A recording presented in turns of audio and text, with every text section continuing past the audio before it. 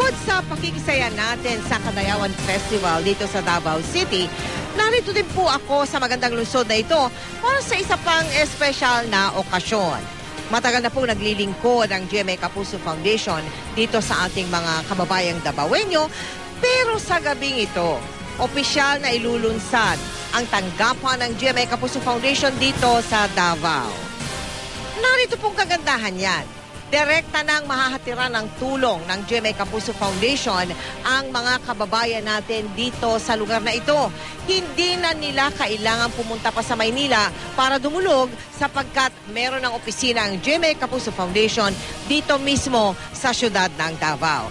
At syempre, hindi naman maisa sa katuparan ang ating mga projects tulad ng unang hakbang sa kinabukasan, ang ating Give a Gift, ang ating mga medical projects, ang ating bloodletting, kung wala ang ating mga minamahal na mga donors at sponsors.